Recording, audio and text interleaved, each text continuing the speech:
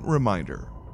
All information and ideas are for informational purposes only and are in no way intended as medical advice or as a substitute for medical counseling. Earthshift Products, Dr. Robert Cassar, all of their partners, affiliates, and subsidiaries will not be held accountable for the use or misuse of the information presented therein.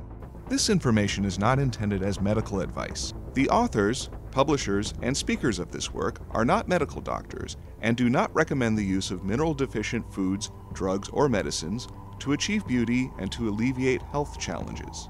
Because there is always some risk involved, all persons involved with the development and distribution of this information are not responsible for any adverse effects or consequences of any kind resulting from the use or misuse of any suggestions or procedures described on our website or Earthshift Live radio talk show or therein. Now you can see these are pretty simple here. These are simple factual states that you can see. Putting a cell phone up to your head for a few minutes definitely changes the way your brain looks, and actually looks as far as thermal graphs and everything else. Remember, this is a microwave antenna. We're not saying it's bad or good. I don't think it's good or bad. I know I can't use it, so and if I do, I completely get stupid. Completely. Now, plastics, huge problem. Every thing that I see at this time right now is plastic. Plastic or petroleum. Everything. Plastic or petroleum. It's everywhere. Okay? All the fish, as you can see. 1 plankton to 50 pieces of PVC. That's a lot of plastic in the ocean compared to plankton. These are new studies. This is a boat that went to a nice Hawaii. You can see the garbage pass there, right in the North Pacific coast there. It's a huge garbage pass the size of Manhattan. And tons of these small amounts of plastic that last forever are into the fish, and you eat the fish and they go into your system, and plasticizers, just like petroleum products, go from body to body. Okay, let's go to the next one. This is the reason being why this is so special, and eating an alkaline diet is special, and actually learning about opening this up. This vascular lymph system, you have 75,000 miles of hose inside this machine. 75,000 miles of hose. Here to Chicago is 3,000 miles. Okay? Remember, each pore has about 4 feet of hose. Okay? We're clogged. Plastic. Sulfuric acid, if it's in the plastic there, eats the plastic bottle. Okay? A lot of plastic bottles don't leach, but they don't leach under a neutral fluid. But if you have a small amount of certain types of acids, they leach. You put that, as we know, you can just read it on the internet. We're not trying to tell on anybody. These are booby traps, okay? Booby traps are a problem because the more you get, the faster you leave the planet. And you're actually here to experience, and getting booby trapped is actually a pretty good experience. Now, what we're sharing with you is a lot of the booby traps that we see. Let's go to the next one here. You can see the vascularization on the body is incredible, and it's incredibly plugged. It gets plugged very easy. My ankles here, I had really bad lead poisoning. Okay, and you can see, look at the blue marks on my ankle here. Oh, of course I was filthy inside, and I still am. In many spots, I got a lot of lead poisoning when I was a child. All these blue veins down here, that's lead stuck in your vascular system. Cosmic changes. Look at how big the sun is, even though it's a tiny, tiny, tiny little sun. Ours is a dwarf, white yellow dwarf, very small. But you notice that the Earth is just tiny. You can put 1 million Earths into the sun. Okay? And this is important coming up, as you'll see, to understand that this is actually a pretty cool game. Okay? We go from atom to cosmos in an infinite section. There's nothing to say. You can go down as far as you want to, holographically, keep going down further and further and further, and you never can get to the smallest part. They call it a quark. And as you notice, if you go up to the planets here, you've got these planets. Earth, 8,800 miles wide. Wow, it's a big planet, isn't it? Well, once you go ahead and actually start, and the only reason we're seeing this is to be able to show you that this game is big. So don't think small. Okay? Saturn. You've got Jupiter. Jupiter, of course, is a helium gas giant. All it takes is a little bit of and it's going to reignite as a sun, as they say it already has. This is our sun. It's 960,000 miles wide, about 1 million miles wide. Now we start going up to Sirius, and look at how small our sun is. And Sirius is what the Egyptians run all their levels off, the Sirian star system. Now you look at, wow, Arcturus, 36 light years away, 36 light years. It takes 186,200 miles a second to get there in 36 years. It's a pretty far place away. Look at Regal, and these are huge suns compared to our tiny, tiny, tiny, tiny little dot. And as you get closer to the galactic center is called, I call Cosmic God.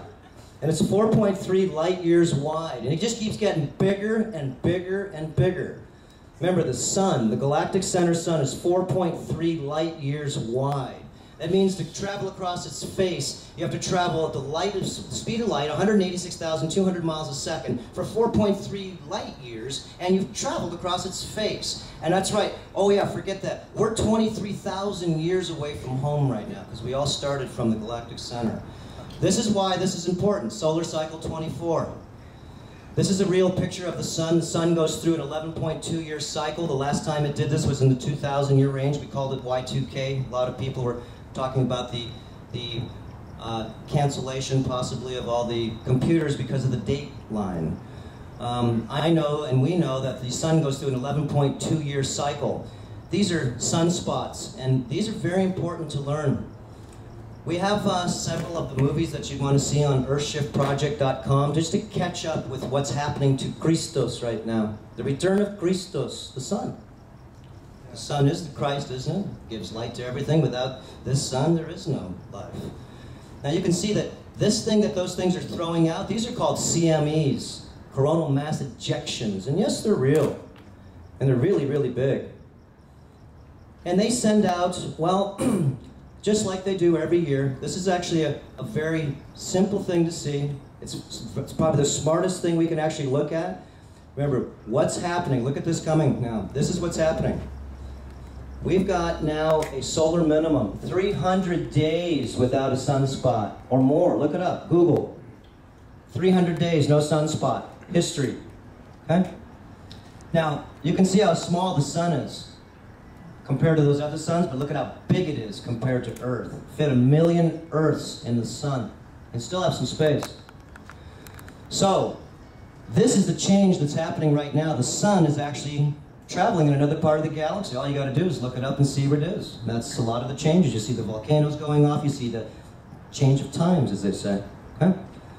Now, you can see this is the enlightening of the crown chakra of the planet here. You can see it's actually lighting up. And they call this the Aurora Borealis. And this, of course, is happening every time we get a solar flare. Remember, we haven't had a solar flare in 300 days, some sunspots. It was a history. Now, life is really simple here until we actually see that the cosmic cycles are actually stable and then become unstable. And right now we're in the second year of the solar, what's called the growth, the solar maximum. 2012 is the solar maximum right now. Okay? Really doesn't mean anything, but we'll get around to it more later on.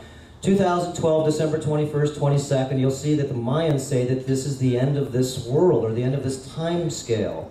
And you'll notice that NASA will tell you that 2012 put down the solar maximum. That's the same exact time. There's lots of information about this, but this is actually a grand time. This is the change of times. So change with the times. Okay, this is big problem, heavy metals. Heavy metals is huge. All the pipes in your houses, sulfuric acid in the sky. Sulfuric acid goes into the water supply, hits the pipes, and it starts leaching out different types of things in the pipes that you don't want to drink. So, we can see that aluminum, cadmium, mercury, lead, arsenic, thallium, stainless steel, all these heavy metals are in our bodies. And if you really can't see through this machine too clear, it just tells us that it's plugged. Okay, remember, we're trying to find out what's wrong first before we're just, has nothing to do with beauty here. It actually is we'll show you in a second here, there's a shapeshifter picture here we show of a beautiful young woman that shapeshifts into another form. Heavy metals give us an optimal ecosystem for parasites. Remember, why do you have parasites? You got to just keep cutting the grass? The reason the parasites are there is because there's a terrain. You don't keep killing parasites. They're only there because there's a terrain. Change the terrain. Okay, remember, these are big things for us to be able to actually see. It's manipulation of terrain. Let's go to next. What is a parasite? Check that thing out. That's real. Okay? These are tapeworms. Beautiful. Remember, and we say they're aliens. Well, they are. But once they make 5 different passages through your body, let's go over the quick life cycle here. 2 seconds here, we'll just go through this, because this is a pretty weird looking animal. Look at it. This looks like the alien you see on television there. Okay. We'll just go through this piece here because this is important here for you to be able to see this. No killing these animals. Okay? No killing these animals. We've coined the name of this parasite, or this group of parasites, the intra. They're inside the body. Okay? They're terrestrial. They're intraterrestrial aliens. They're alien to our structure. Okay? These aliens are reptilian in nature. Yes, they are.